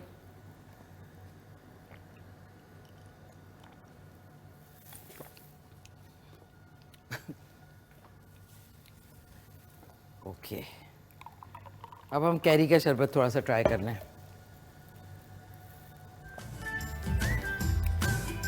परफेक्ट बना है नाज़रीन। इसमें चीनी की मिकदार थोड़ी सी कम है और एंड में आके वो थोड़ा सा जिंग आ रहा है हरी मिर्च का। वो ऑप्शनल है, आप बिल्कुल ना डालें, नहीं डालनी हो ना डालें आपने, लेकिन ज़ीरा ज़रूर डालें और चीनी की मिकदार थोड़ी जितनी मैंने बताई है उससे थोड़ी सी ज़्यादा कर दें। तो हमारे जूसेस बन चुके हैं, फालसे का शरबत और कैरी का शरबत जो है। कैरी का शरबत हमें कहा था, एक सेकेंड, कैरी का शरबत हमें कहा था जाहिदा ने रावलपिंडी से, कैरी का शरबत, ठीक है। और हमारी जो दाल है वो अभी पक रही है, उसको पकने देते हैं। और जो दाल का पानी था जिसमें हमने उबाली थी वो बिस्मिल्लाह नहीं, वो हमने इसमें शामिल कर दिया।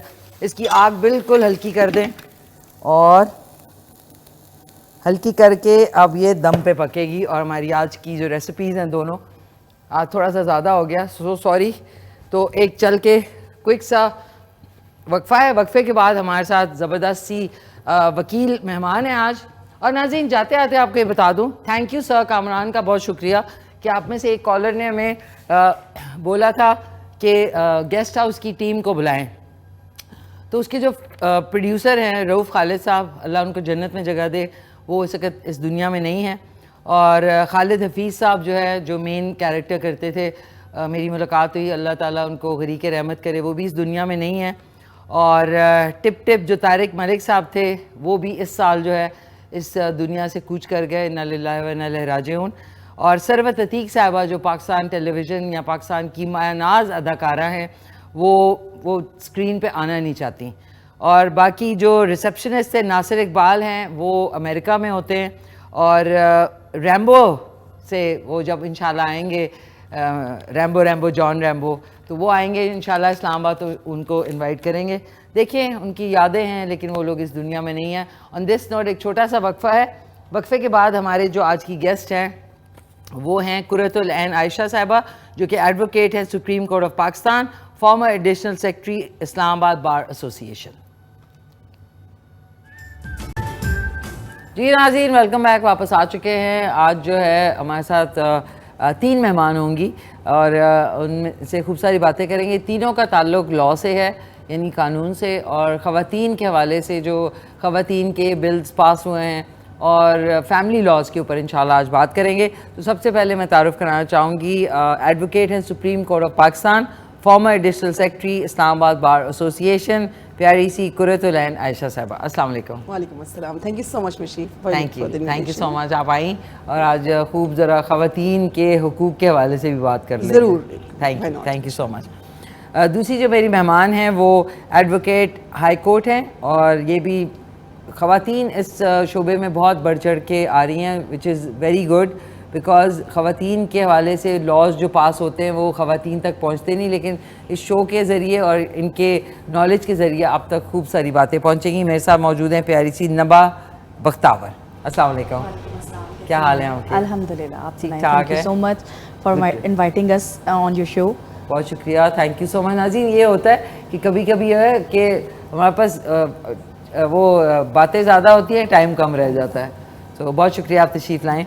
और last but not the least, advocate high court है, additional secretary Islamabad bar association, प्यारी सी फरीहा जाफ़र बाजा साहिबा। अस्सलाम वालेकुम। वालेकुम अस्सलाम। क्या हाल है आपके? अल्हम्दुलिल्लाह, ठीक ठाक है। वेलकम टू केरू सहार। Thank you so much. Thank you. नाज़रीन, आपका भी कोई सवाल है 05180945119 पे आप सवाल कर सकते हैं।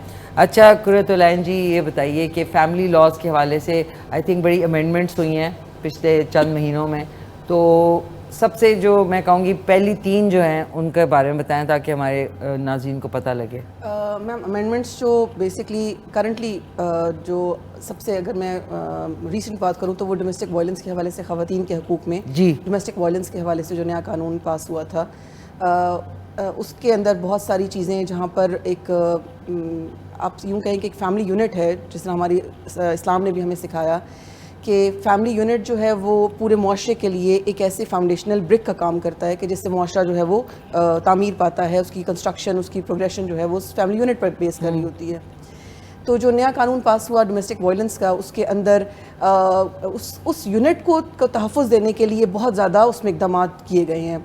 अगर आप डोमेस्टिक वायलेंस में, चूँकि उन्होंने ख़वातीन से एम्बेट बढ़ाकर उस एम्बेट को उस खातून से पे महदूद नहीं रखा, बल्कि उसके अंदर बुज़ुर्ग, माजूर अफराद, उसके अंदर कोई भी जेंडर जो है वो उन्होंने उसके अंदर इन्वॉल्व किया और उसके अंदर उसको एक घर के माहौल को खुशगवार करने के लिए पीनलाइजिंग सेक्शंस बनाए। और जिसमें अगर आप स्पेसिफिकली ख़वातीन के बारे में मुझसे पूछें तो जो तलाक़ का लफ्ज़ है वो बतौर धमकी इस्तेमाल करने से भी उस पर कदगन लगाई गई कि अब आप तलाक़ के जो अल्फाज हैं वो बतौर धमकी भी इस्तेमाल नहीं कर सकते। ओके। तो ये बहुत सारी ऐसी चीज़ें हैं जो सिर्फ घर के माहौल में छोटी मोटी तलखी हो जाती थी, तो वो एक बहुत बड़ी अना का मसला बनने के बाद वो अदालतों का रुख हो जाता है और लोग जो है वो अपने जो मैरिटल बॉन्ड है उसके ऊपर सेपरेशन के लिए या खुला के लिए या डाइवोर्स के लिए जो है वो प्रोसीडिंग स्टार्ट कर देते हैं।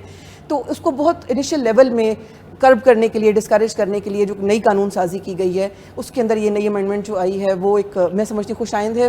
हकूक़ के ऊपर कदगन नहीं होनी चाहिए, सेकंड मैरिज के ऊपर कदगन नहीं है, लेकिन सेकंड मैरिज की धमकी के ऊपर ज़रूर कदगन लगाई गई है। डिस्करेज किया गया है कि एक खातून जो है जब वो निकाह में आती है, शादी करती है, तो वो अपने आप को सबमिट करती है। तो उसकी सबमिशन जो है वो अगर आप उसको इस अंडर थ्रेट रखें और उसका नाजायज इस्तेमाल करें। Exactly okay. कि किसी भी वक्त उसको तलाक, मैं तुम्हें, क्योंकि मर्द के पास एब्सोल्यूट राइट है तलाक का कि मैं तुम्हें कभी भी तलाक दे सकता हूँ, मैं तुम दूसरी शादी कर लूंगा, ये धमकी के तौर पर मर्द अल्फाज और उसको मेंटल ट्रॉमा से गुजारना। एग्जैक्टली। ओके। तो उसको डिस्करेज करने के लिए जो नई कानून साजी हुई है उसके अंदर इसको खास का ख्याल रखा गया है। और मैं ये समझती हूँ कि इसमें एक जो हमारी एक मॉरल तरबियत है वो भी इसके अंदर शामिल होगी कि हम सिर्फ कानून नहीं बल्कि अपने मॉरल्स को भी बेहतर करें।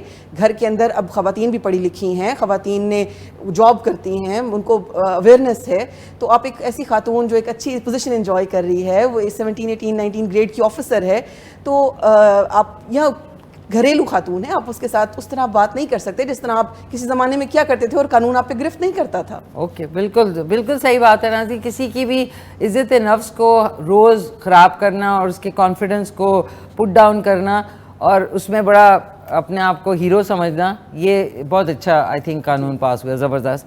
नंबा बख्तियार साहबा जो है वो एडवोकेट हाई कोर्ट है, आप इसके बारे में क्या कहेंगी? और एडिशनल इंफॉर्मेशन फैमिली लॉज के हवाले से जो अभी हमें इतना नहीं पता, क्योंकि देखिए पास तो हो जाते हैं लॉज, लेकिन उनको इतना डिस्कस नहीं किया जाता सोशल मीडिया पे कि एक आम इंसान को टिकटॉक के ज़रिए या इंस्टाग्राम के ज़रिए पता हो कि हाँ ये बात भी है, ये हमारे लिए एक खुश आइन बात है। तो आप इसमें एडिशन करेंगी?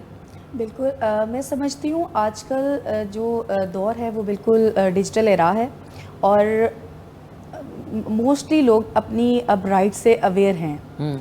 और जहाँ पर मैं इसमें ये एडिशन करना चाहूँगी कि जहाँ पर हम लोग अपने राइट्स की बात करते हैं, बेसिकली जो ये फैमिली केसेस के रेट्स जो हैं हाई जो जा रहे हैं वो इसी वजह से हैं क्योंकि लोगों को अवेयरनेस आ रही है।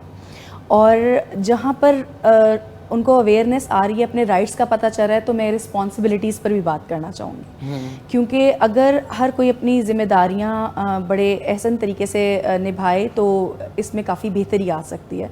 ज़रूरी नहीं है कि हर चीज़ में जाकर हम अदालत का ही दरवाज़ा खटखटाएं। बहुत सी ऐसी चीज़ें हैं जो मीडिएशन के थ्रू या एक प्रॉपर लीगल गाइडेंस या बर वक्त आपकी जो मुशावरत है, बिल्कुल कोर्ट तक पहुंचने से पहले आप उसको अफवाह व तफहीम से, बिल्कुल एग्जैक्टली। तो आजकल बल्कि बहुत सी चीज़ें अगर हम कम्युनिकेशन गैप को ख़त्म करें जो कि बहुत लैक कर रहा है हम लोगों के माशरे में, तो उससे काफ़ी चीज़ें बेहतर हो सकती हैं। तो मैं तो इस चीज़ की को प्रमोट करूँगी कि सबसे पहले अगर आप लीगल गाइडेंस नहीं लेते हैं या आप किसी अपने बुज़ुर्ग से मशवरे करें, या अगर वो भी नहीं करते हैं, समटाइम्स हो जाती हैं बड़ों से भी ज़्यादतियाँ, तो आप एक मीडिएशन की तरफ जाएँ। मीडिएशन बेसिकली जो है वो फोर्स नहीं करता आप पे कोई भी चीज़, बल्कि एक ऐसा ब्रिज प्रोवाइड करता है कि आप दो पार्टीज़ जो एक दूसरे का मुंह भी नहीं देख रही हैं एक टाइम पर, मतलब इतनी ज़्यादा समटाइम शिद्दत इख्तियार हो जाती है रवैयों में या बात हाथापाई तक आ जाती है, और भी चीज़ें हैं, तो वो आप मीडिएशन जो एक मीडिएटर है वो उन दोनों के दरमियान एक ऐसा ब्रिज प्रोवाइड करता है कि वो दोनों पार्टीज़ खुद ही एक मुतफिक म्यूचुअल उस पर एक फैसले पे आ जाती हैं। अच्छा, मैं थोड़ा सा इस बात में मेरा स्टांस डिफरेंट है, बिकॉज देखिए जब आप किसी पे ऑन अ रेगुलर बेसिस हाथ उठाते हैं, उसमें मीडिएटर जो है वो वक्ती तौर पे तो उनकी लिहाज मुलाज़िम है, लेकिन जो आपके जहन और आपके ऊपर जो over the period of time जो आपके ऊपर असरात हैं, वो मीडिएशन के थ्रू दुनिया को दिखाने के लिए तो हो जाते हैं, बट दिलों के फासले तो कम नहीं हो सकते। बिल्कुल आप ठीक कह रही हैं। मैं इस चीज़ को एक मिनट, एक छोटा सा वक्फा है, उसके बाद वापस आएंगे। नाज़रीन, छोटा सा वक्फा है, उसके बाद मिलते हैं। जी नदा, आप मीडिएशन का बता रही थी। जी, मीडिएशन में इस लिहाज से, क्योंकि बहुत सी चीज़ें होती हैं, आप बिल्कुल ठीक कह रही थी कि समटाइम हमारे दिलों में ऑफ द रिकॉर्ड कर रही थी, उसके बारे में ना फिक्र करें। तो वो ये होता है कि काफ़ी जो गैप्स आ जाते हैं, तो ज़रूरी नहीं है कि खाली खुला या डिवोर्स या किसी और चीज़ के लिए हम इसे लें। इसमें बहुत सी और छोटी छोटी मसाइल जन्म जो लेते हैं, लाइक जैसे कस्टडी के इश्यूज़ हैं, विजिटेशन हैं, डारी का मेंटेनेंस का इशू है, या कोई भी और इस तरह के इश्यूज़ हैं, तो उनको भी हम सेटल कर सकते हैं उसमें। ज़रूरी टाइम, बल्कि टाइम ड्यूरेशन क्या, मैं आई थिंक हमारी जो इस हवाले से जो एक्सपर्ट हैं हाई कोर्ट के डिजिटल सेक्रेटरी भी इस्लामाबाद में हैं और साथ में एडवोकेट हैं, ये हमें मीडिएशन के हवाले से ज़्यादा बेटर गाइड करेंगी। फरिया जाफ़र बाजवा साहबा, ये मीडिएशन जो अगर आता है वर्ड, तो हमें तो ये लगता है ना कि आपस में सुलह करवा रहे हैं, बट आई थिंक ये पूरा एक लॉ है फॉर हस्बैंड एंड वाइफ, और जो उनके मसले मसाइल हैं, इसको ज़रा एक्सप्लेन ज़रूर करें। मैं इसको एलाबरेट करती हूँ मिशी। एक तो ये कि इतनी अच्छी पॉजिटिव डिस्कशन स्टार्ट हुई है, it's really very positive, morning show में इतना लॉ पे बात करना बहुत अच्छा प्रोग्राम है माशाल्लाह आपका। पहले बात हुई थी कि हमारे जो लॉज हैं वीमेन रिलेटेड लॉज, जो वीमेन रिलेटेड स्पेशल लॉज हैं उनकी बात, तो मैं हमेशा ये कहती होती हूँ, आपने इससे बात जब शुरू की कि ख़वातीन के, तो ख़वातीन के बहुत सारे कवानीन हैं वीमेन रिलेटेड, बहुत सारी लेजिस्लेशन हुई है, पता ही नहीं है। और हमारा जो मेन इशू है वो ये है कि we have a jungle of laws but awareness नहीं है। The lack of awareness is the reason कि लोगों को पता ही नहीं होता अगर हमारे साथ कुछ अच्छा या बुरा हो गया है तो हमने कहाँ पे रिपोर्ट करना है, व्हाट इज़ द प्रोसीजर, या इसका कोई कानून मौजूद है या नहीं है। तो मैं हमेशा कहती हूँ कि अवेयरनेस सेशंस ज़रूर होने चाहिए। उसके बाद ये है कि हमारे पास जो एंड्रॉयड फ़ोन्स हैं उसमें अब तो AI, गूगल सब कुछ मौजूद है, मीडिया अपना किरदार अदा कर सकता है कि वो लॉज की अवेयरनेस दे। एक तो ये बहुत ज़रूरी है कि लॉज मौजूद हैं बट उनकी अवेयरनेस नहीं है कि हमने कहाँ रिपोर्ट करना है और क्या करना है। सॉरी कथा कलामी की माफ़ी, अगर हम गूगल पे लिखे फैमिली लॉ अमेंडमेंट्स 2026 तो क्या सब आ जाएगा? वो भी आता है, लेकिन ये बेसिक गूगल तो बहुत कुछ उठा के लाता है, उसको फिर आपने बीच में सॉर्ट आउट करके कंसाइज करके चीज़ें निकालनी है। ओके। गूगल तो एक मशीन है, लाइक वो आपको सर्च इंजन वो चीज़ें दे रहा है, बहुत सारी इरेलीवेंट भी दे देता है, बट उसको क्रॉस चेक करते हैं फिर हम उसके जो बुक्स हैं उसके साथ। अब आते हैं उस बात पे जो अभी बात हो रही थी कि मीडिएशन जो है उसका करंट सिचुएशन में, सिनेरियो में मीडिएशन को हम किस तरह से देखते हैं। बेसिकली आज से अगर हम 10 साल पहले जाते हैं तो एक काम शुरू हुआ था जिसे हम ADRs कहते थे, अल्टरनेट डिस्प्यूट रेजोल्यूशंस। ओके। उसमें फिर ये हुआ कि बाकायदा शुरू में तो इसको एज अ मॉडल किया गया, बाद में इसको जो है वो कानून की उसमें भी रख के देखने की कोशिश की गई कि मीडिएशन जो है वो ज़रूरी है और किस तरह से। उसको सिर्फ अगर हम फैमिली लॉस में देखते हैं वो भी बहुत ज़रूरी है, बट मीडिएटर्स जो हैं या मीडिएशन ये तो अब ओवरऑल हर किस्म के जितने भी केसेस हैं, मुकदमे हैं, उनमें जो है उसमें हम देखते हैं। बात आपने बहुत अच्छी जब पूछा कि मीडिएशन का क्या किरदार है, बहुत सारी लिटिगेशन पेंडिंग रहती है कोर्ट्स में। अच्छा। बहुत सारा टाइम लगता है, बहुत सारे कुछ ऐसे चीज़ें इन्वॉल्व हो जाती हैं। बात यह है कि अगर कोई हीनियस क्राइम है, जैसे अगर फैमिली को ही अगर हम डिस्कस कर रहे हैं, तो अगर फैमिली लॉज में मीडिएशन का रोल देखते हैं तो उसमें सिर्फ ये नहीं है कि कोई वायलेंस है या खुला है या वो चीज़ें हैं उनको सॉर्ट आउट करना है या क्या। उसके बाद की जैसे मेंटेनेंस के इश्यूज होते हैं, उसके बाद हम देखते हैं कि बच्चों की गार्डियनशिप, विजिटेशन, वो सारे अगर मीडिएशन के ज़रिए हम हल करें तो उस वक्त जो फैमिलीज़ होती हैं, मैं सोचती हूँ कि और समझती हूँ कि फैमिली लॉस में केसेस में मोस्टली लोग इतने ज़्यादा इग्विस्टिक हुए होते हैं, इतने ज़्यादा अना में आए होते हैं कि वो कोर्ट कचहरी को वो समझें कि वो 302 के मुकदमे लड़ने आए होते हैं। अच्छा। लिटरली जब फैमिलीज टूटती हैं तो मीडिएटर्स जो होते हैं, वो मैं कहती हूँ वो बात बिल्कुल ठीक है कि इट्स लाइक अ ब्रिज, और अभी तो इसको जो है वो नेशनल और इंटरनेशनल लेवल पे इसको जो है वो तस्लीम भी किया गया है और हमारे कानून का हिस्सा है। जिस तरह से कुर्रतुल ऐन आयशा ने कहा कि वो सर्टिफाइड एक्रीडेट मेडिएटर भी हैं, तो ये अब बाकायदा कानून का हिस्सा है। हमारे यहाँ इस्लामाबाद में इस पर बाकायदा प्रैक्टिस हो रही है और जो कॉन्सेंट के साथ जो है वो मीडिएशन में चीज़ें भेजी जाती हैं कि टाइम भी बच जाएगा और अगर ये आपस में डिस्कशन के साथ कुछ चीज़ें सॉर्ट आउट हो जाएं। बट दैट इज़ लाइक आप उसको कह सकते हैं कि ये जो चीज़ हमने ड्राइव की है वो हमने जिरगा से ड्राइव की, but this is not like जिरगा, थोड़ा उससे डिफरेंट है, बट चीज़ वहाँ से ही ड्राइव की गई जो मतलब बेसिकली मॉडर्न टाइम्स का जिरगा है। लेकिन ये कि इसमें ज़ाहिर है आप थोड़ी बहुत जो मीडिएशन है, इसका जो कॉन्सेप्ट है वो सबसे पहले तो मैं इस मीडिएशन के कॉन्सेप्ट को सामने रखते हुए एक मुबारकबाद हम पूरे मुल्क के लिए जो एक हमने करंटली मीडिएशन में हमने मीडिएटर का किरदार अदा किया। हमने इंटरनेशनल वॉर के अंदर पाकिस्तान रिमेन्ड सालिस and played a very successful role और वो वॉर जो है ख़त्म हुई। तो बेसिकली ये वही मीडिएशन है कि जो आज है ना दो सेरेमनी। जी मेरा ख्याल है आज है नाज़रीन, ये ना हो कि चाचा ट्रंप का दिमाग चेंज हो जाए। चेंज होते वी आर होपफुल कि इंशाल्लाह नहीं होगा। इंशाल्लाह इसके साइन MOU पे कल साइन हो गए थे तो वी आर होपफुल कि इंशाल्लाह ताला। अच्छा मैंने एक चीज़ प्लीज बिकॉज वो रह जाएगी, very very important, child molestation, child harassment बच्चों के हवाले से।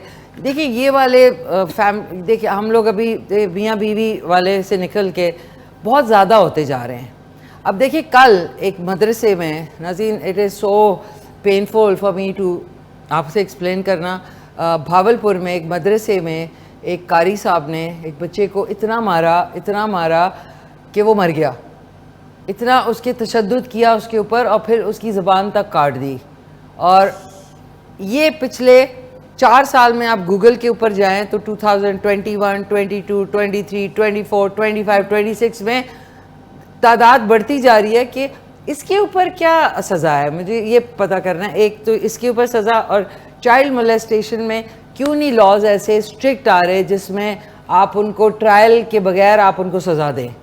नहीं, ट्रायल के बगैर तो फिर एक्स्ट्रा जुडिशल किलिंग्स की तरफ जाएंगे, जैसे CCD पंजाब में काम कर रही है और उसमें बहुत सारी पॉजिटिव चीज़ें भी लोग ला रहे हैं और बहुत सारी नेगेटिव चीज़ें भी आ रही हैं उसमें कि आप एक्स्ट्रा जुडिशल किलिंग्स की तरफ चीज़ों को लेके जा रहे हैं। मेरा मकसद ये है कि ये जो जब तक ऐसे भयानक स्पीडी ट्रायल हम कर सकते हैं, स्पीडी ट्रायल होने चाहिए। स्पीडी ट्रायल क्यों नहीं होते ऐसे लोगों के जो कि बच्चों को ज्यादती का निशाना बनाते हैं, मार देते हैं? औरतों के साथ सेम होता है। ये जिस तरह कारी साहब हैं, इन्होंने मदरसे में बच्चे को मार दिया, इसकी सज़ा क्या हो सकती है ये मुझे बताएं। मर्डर तो कोई बच्चा हो, मर्डर तो जो भी होगा, जितना हीनियस होगा उतनी सख्त सज़ा होगी। मर्डर तो मर्डर है। अगर मैं यहाँ पर एक चीज़ ऐड करूँ कि देखें, जब भी हम किसी नए इशू के ऊपर बात करते हैं तो हमारे जहन में पहली जो बात आती है वो ये आती है कि इसके ऊपर नई कानून साजी बहुत ज़रूरी है। अच्छा। अब अगर आप इस बात को गौर करें कि जो ऑलरेडी हमारे पास कानून मौजूद है, अगर सिर्फ उस कानून को आप इम्प्लीमेंट करके सिर्फ उस कानून के ऊपर जो प्रोसीजर है, अगर पुलिस या प्रोसिक्यूशन सिर्फ अपना किरदार उसमें अदा कर दे, सही, तो बहुत सारे कवानीन जो हमने स्पेशल लॉज के उस पर बनाए हैं स्पेशल इश्यूज को एड्रेस करने के लिए, CRPC बजाते खुद एक जनरल लॉ ऐसा मौजूद है कि सिर्फ अगर वो इन ऑर्डर आ जाए, फंक्शनल हो जाए, तो आपको बहुत सारे कवानीन को उस तरह एजिटेट करने की जरूरत नहीं रहेगी। लेकिन होता ये कि जब लेकिन ऐसा नहीं है कि ये कोई थंब रूल है। आपको समटाइम्स किसी, जैसे जैनब केस हुआ कसूर में, तो उसके बाद हमें जो एंटी रेप एक्ट, उसी CRPC के साथ हमने एक एडिशनल जो है ना वो एक्ट देखा, अमेंडमेंट के साथ आया, जिसके अंदर इन केसेस को सेंसिटाइज किया गया और जिसके ट्रायल को स्पीडी किया गया।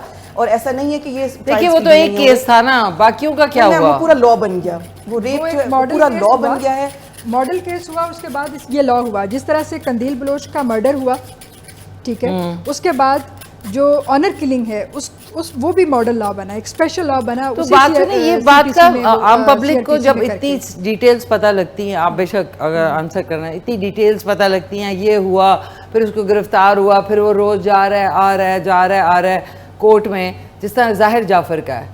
और इसी तरह वो मल्ली गैंग जो है, जो कि मोटरवे वाला फेमस, उन दोनों को डेथ पेनल्टी है। अब डेथ पेनल्टी 4 साल से है, तो उनको लटका के क्यों रखा हुआ है? वो उनको इतनी अपील की गुंजाइश क्यों दी जाती है? 4 साल हो गए उनको सज़ा दिए हुए। इसके ऊपर ज़रा आप एलैबोरेट करना चाहेंगी? जी बिल्कुल।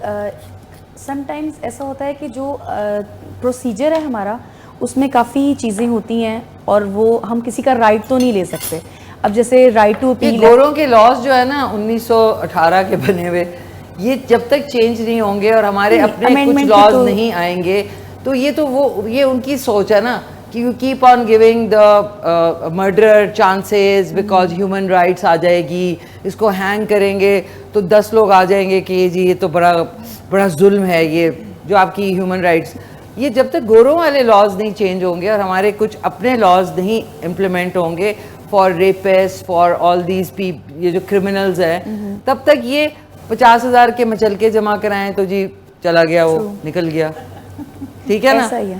ये सब गोरों की चीज़ें जो कि अभी तक बदली नहीं है, ये कब बदलेंगे आप बताएं। मैं ये ऐड कर दूं कि बिल्कुल ऐसा है कि हमारे CPC, हमारे पाकिस्तान पीनल कोड और ये सारे हमने 1947 में अडॉप्ट तो किए थे, लेकिन उसमें टाइम टू टाइम वक्त के साथ अमेंडमेंट्स हुई और उसे हमने माशरे के साथ चीज़ें जब आती गई तो हम अमेंड करते गए और हमने उसको अपने मुल्क के कवानीन के साथ थोड़ा अलाइन भी किया। अब बात यह है कि आपका जो मेन क्वेश्चन है कि इतना प्रोसीजरल डिले हो जाता है जी, स्पीडी ट्रायल्स नहीं होते हैं, तो उसका रीज़न हमारा कानून नहीं है। उसका रीज़न ये है कि pendency of the cases supreme court में। अब जैसे ये जेंडर बेस्ड वायलेंस की स्पेशल कोर्ट्स बनी, अब ये जाहिर जाफर वाला केस जो है that was a model case, वहाँ पर वो जेंडर बेस्ड वायलेंस कोर्ट में उसको जो है वो उसका ट्रायल हुआ और स्पीडी ट्रायल हुआ, उसको सज़ा हुई, उसने अपील की जो कि प्रोसीजर में प्रोवाइडेड है हाई कोर्ट 4 साल से अपील ही कर रहे हैं। अपील में भी वो उसको होती है ना, उसको वो हुआ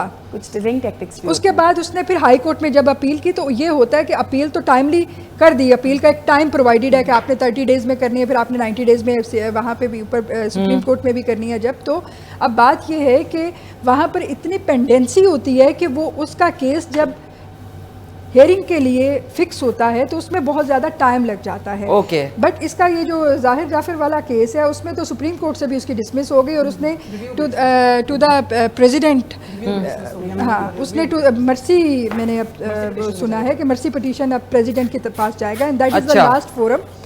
उसके बाद ये एग्जीक्यूट हो। तो ये कब हमें खुशखबरी मिलेगी? वेरी सून कि वो ऊपर चला गया है, अल्लाह माफ करे कहना ही चाहिए, पर जो उसने क्राइम किया है वो उसकी तो कोई माफी नहीं हो सकती नहीं है और उसका तो डेफिनेटली वो और कितना क्रिमिनल माइंड उसका। सॉरी, अच्छा नहीं डेफिनेटली ऐसा ही है। और आपका जो क्वेश्चन था जी, मैं उसके अंदर ऐड करना चाहूँगी कि जैसे आपने कहा कि हमारे अपने लॉज जो हैं वो बनने चाहिए, तो हमारे अगर हमारे लॉज से मुराद आप शरीयत को ले लें कि अगर हाँ क्यों नहीं अप्लाई होते। एग्जैक्टली वही आना चाह रही थी मुझे। जो शरीयत है मैम, उसके अंदर भी विदाउट एविडेंस अगर कोई किसी ने बगैर किसी शहादत के कोई एलिगेशन लगाई है, वो शहादत वो साबित एलिगेशन को नहीं कर सका, तो शरीयत में भी मैम ना तो हद नाफिज होती है और ना ही किसास, वो दियत और किसास वाला खत्म हो जाता है। इसका मतलब ये हुआ कि ये जो उसूल है, ये जो सीआरपीसी फॉलो कर रही है, ये अंग्रेज का उसूल नहीं है, ये नेचर का उसूल है। ये बेसिकली वही उसूल है जो हमारी शरीयत ने भी हमें दिया है। जिस तरह मैम फरीहा ने बताया, बेसिकली डिले इस चीज़ का नहीं है कि उसको हमने अपील क्यों दी, अपील उसका राइट है क्योंकि ये मैन मेड लॉ है। मैन मेड लॉ के अंदर गलती की गुंजाइश मौजूद होती है। ओके। तो उस गलती को देखिए, ज़रूरी नहीं है कि ज़ाहिर जाफर एक केस है, आपको भी पता है, हमें भी पता है कि अगर वो एक हाई प्रोफाइल केस था, लेकिन क्या अगर हम इस उसूल को चेंज कर दें तो क्या बाकी केसेस अफेक्ट नहीं हो जाएंगे? हो सकता है किसी मासूम की जान चली जाए, किसी मासूम को के खिलाफ जो है वो इतनी स्पीड में, वो एक हमारा एक मैगज़म है लॉ में, that justice hurried is justice buried, यानी कि व्हेन यू हरी इट, आप इसको ज़्यादा स्पीडी करते हैं, वो भी आप दूसरों को कंडेम अनहर्ड करने का चांस। अच्छा चलें, ये समझ में आ गई, ये चलें, ये भी मुझे समझ आ गई। लेकिन आपके पास एविडेंस आ रहा है, सीसीटीवी फुटेज मौजूद है, एक आदमी सामने मार रहा है किसी इंसान को और उसी का चेहरा है, तो उसमें और एविडेंस क्या, मतलब वो फिर वो जो जिसकी डेथ हुई है वो खुद उठ के बताए कि जी इसने मुझे मार रहा था, सीसीटीवी फुटेज है, गवाह हैं, उसके ऊपर भी क्वेश्चन की जरूरत पड़ती है क्या? उसको डेथ पेनल्टी हुई, उसने उसको चैलेंज नहीं, ये मैं आपसे सवाल पूछ रही हूँ जी मैम, किसी को वो नहीं कर रही मैम, डीप कि जब भी तो है। एक जज या कोई भी देखता है यार ये है, उसके ऊपर सवाल क्यों होते हैं? सवाल इसलिए है जी, जो आपने कहा ना कि आपके पास वीडियो और पिक्टोरियल एविडेंसेस मौजूद जी हैं, जी, आपके पास विटनेसेस मौजूद हैं, सही। तो उनको टेस्टिफाई किया जाता है। अभी जो करंट वो चल रहा है हमारा जिस इरा में अभी है, तो इसमें तो बात है कि सारी एआई जनरेटेड भी चीज़ें हो सकती हैं, डीप फेक भी हो सकती हैं, उनके फोरेंसिक्स भी होते हैं। फिर उसके बाद जब कोई विटनेस आता है तो विटनेस को टेस्टिफाई भी किया जाता है कोर्ट में, और ये भी प्रोसीजर में प्रोवाइडेड है कि उसमें अगर कोई विटनेस आया है तो उसको क्रॉस एग्जामिन भी किया सीसीटीवी फुटेज तो एआई नहीं बन सकती है, या उसके ऊपर मॉर्फ नहीं कर सकते। अभी जो चल रहा है वो बहुत सारी, उसमें तो नजर आ रहा होता है सारा बहुत सारी ऐसी चीज़ें होती हैं, अगर कोई चीज़ है जिसमें पूरा सच ना हो तो वो भी फॉरेंसिक्स के ज़रिए पता चलता है कि इसमें कितना कट कॉपी पेस्ट हुआ है, कितनी चीज़ें इसमें से निकाली गई हैं। तो ये अगर हम वो चीज़ें बाईपास करेंगे तो इससे बहुत सारे लोगों को जहाँ हम फ़ायदा दे रहे होंगे वहाँ से बहुत सारे लोगों का नुकसान भी हो जाएगा। तो मेरी तो ज़िंदगी में मेरी ख्वाहिश है कि किसी बहुत ही आदी मुजरिम को सज़ा हो और हम उसकी तस्वीर मरे हुए देखें। बस आप इंतज़ार करें, ये ज़ाहिर जाफर वाला होने वाला है, क्योंकि ये जो बेचारे बेगुनाह हैं वो फंस रहे होते हैं। और आई एम सॉरी, ये थोड़े से मैंने कहा आप लोगों को मैं जाते जाते फालसे का शरबत पिला दूं। So be honored that so much. थोड़ा क्योंकि वो अभी छानने में time We are so honored to have नहीं, थैंक यू यार, थैंक यू सो मच। आज हमारी नाज़रीन कुछ ज़्यादा सीरियस, तरा सिद्रा ने सरगोदा से माश की दाल की ऑफर कह रही हूँ, फरमाइश की थी, वो आप देख सकते हैं, वो बन चुकी है। और फालसे का शरबत और कैरी का शरबत बन गया है। नाज़रीन आज बहुत बड़ा टास्क था वहाँ पे। दोपहर को 4 बजे और रात को 10:30 बजे हमारा शो देखना ना भूलिएगा। क्विकली से आप लोग कोई अच्छा सा पैगाम हमारे व्यूअर्स को देना चाहें। नदा बख्तियार साहबा हमारे साथ मौजूद थी, एडवोकेट थी नहीं, माशाल्लाह से हैं एडवोकेट हाई कोर्ट। आप अच्छा सा कोई पैगाम देना चाहेंगी? मैं बस यही कहना चाहूँगी कि प्लीज़ बुलिंग कम करें डिजिटल मीडिया पर जो चीज़ें हैं, और दूसरा ये कि रिपोर्ट प्लीज़ करें।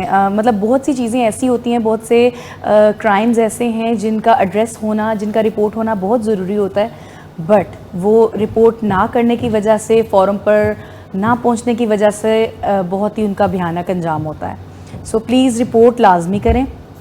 और बस मैं यही कहना चाहूँगी कि सबकी हेल्प करें।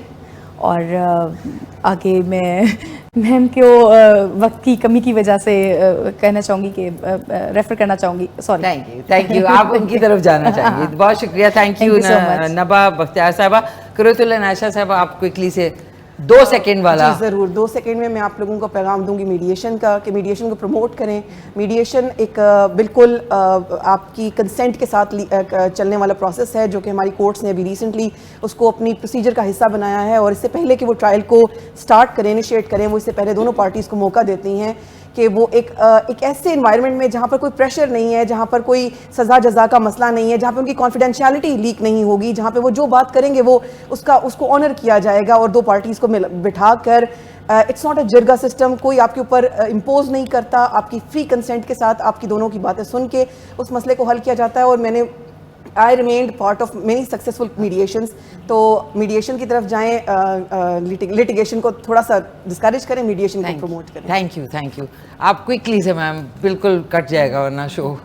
बस मेरा इतना सा पैगाम है कि अपने हकूक़ जानकर जिएं, अपने हकूक़ का इल्म रखें और खुश रहें, खुशियाँ बांटें। थैंक यू तीनों मेहमानों का शुक्रिया। Quick see picture.